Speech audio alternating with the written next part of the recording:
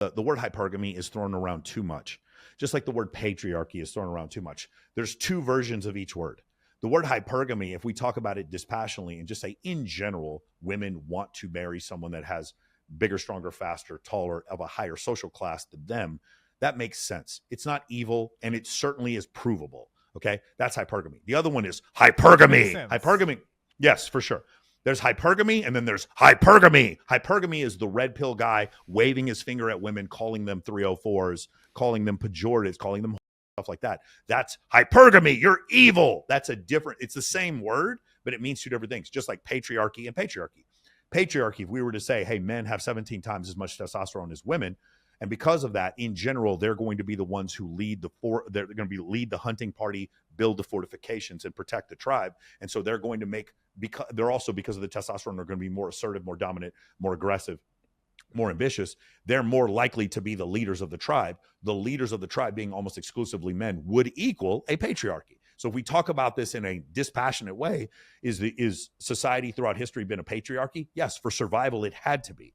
It wasn't women who were going to lead the tribal bands, since women have 1/2 as much upper body strength as men. And one of the biggest differences, and this is the absolute proof of what I'm talking about, absolute incredible evidence, is they go over and they test the ability for men and women to throw objects overhand, okay, which is a survival characteristic. Slingshot, throwing a rock, throwing a spear, swinging a sword, all those kind of things. That motion, women are like far less adept at doing that than men. The reason why men have this incredible ability to throw objects overhand, Homo sapien men have the ability to throw objects overhand greater than any creature that has ever lived on this planet. Gorillas can't throw objects. Gorillas, because they're a shoulder joint, they throw objects underhand, like softball. Because of that, that is just absolute, complete, and total proof that men throughout history have been using their upper body strength in order to protect the tribe against predation and other men. Okay. And so if society was built on this, where upper body muscle, strong, assertive, aggressive men have always lived, then of course the result of that obviously is a patriarchy. Men are going to be the leaders of those societies. So that's patriarchy. Just saying it in a sort of we're reading in a textbook, patriarchy. We're saying it in a dispassionate way. Then there's patriarchy. Patriarchy is the feminist who believes that men throughout history have deliberately subjugated women for evil purposes, evil, nefarious purposes, because deep down they all hate women, and that there's a pay wage gap that's completely based on discrimination towards women, which of course it isn't. If you do any study on a pay wage gap, you find that it has to do with childbirth. It has nothing to do with men versus women. And anyone who owns a business knows this to be true. If I could pay women 80 cents on the dollar, what I pay men, I'd hire nothing but women. I would just only hire women. That they don't understand how economics works. So when you go back to this idea of a pay wage gap, that's patriarchy. So there's patriarchy. Okay, I understand the dispassionate academic use of the word, and then there's patriarchy. That's the feminist yelling at men. Just like there's hypergamy. Okay, I understand hypergamy, how it fits in biology, and then there's hypergamy 304. So when we use these words dispassionately, we use them correctly, then they're fine. The problem is these words have been bastardized and they're used to attack the other side. And we really should stop doing that.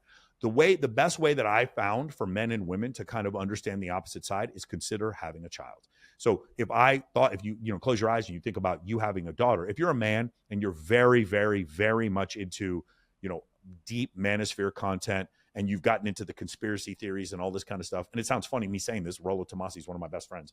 I'm not talking about Rollo because Rollo is really not that far gone. Is half most of the guys in this space. Rollo's pretty moderate. And you sit there and you think about, okay, I have a daughter. What would I want my daughter to do? Would I want my daughter to marry a weak man with no upper body muscle and who had no money?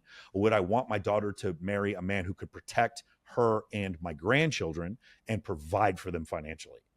Okay, well, the second is true. Well, if the second is true, hypergamy. I've just described hypergamy.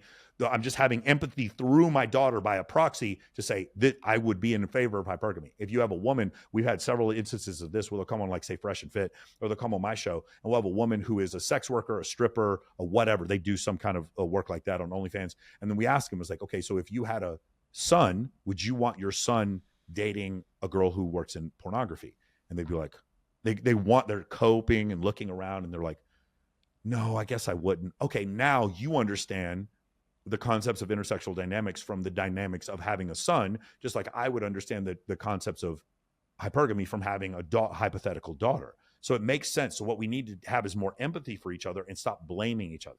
The proclivities that we have, men wanting more sexual variety, women wanting the highest status men that they can get to commit to them, these proclivities come from natural selection. They're not bad. They're not good. They're just natural. It doesn't mean they're good. Again, there's a proclivity for human males to become extremely jealous when they see their partner with another man.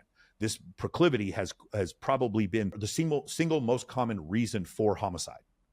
Meaning throughout history, the number one reason why men have killed other men is because of jealousy over women. Is that a good thing? No, I don't think it is. If you catch your girl cheating, charge it to the game, move on to the next girl. But is it natural? It is natural. It is. There's an evolutionary reason for it, which is I don't want to be, so I don't want other men around my mate, and that's why I have this feeling. And it's really funny. Whenever I had Jen Rufo on, and I had this other matchmaker on, and they were explaining to me that I should enjoy the experience of watching my wife be having sex with another man in front of me, and I should just be more open-minded to being. And it's really closed-minded of me, and I don't know what I'm missing out. And of course, what they're saying is preposterous, because there's no way. It's not just preposterous because it feels preposterous. It's preposterous because it doesn't fit evolutionarily. The species does not propagate if the alpha male high status dudes who are strong, who can actually protect the tribe, are consistently letting other men have sexual intercourse with their wife.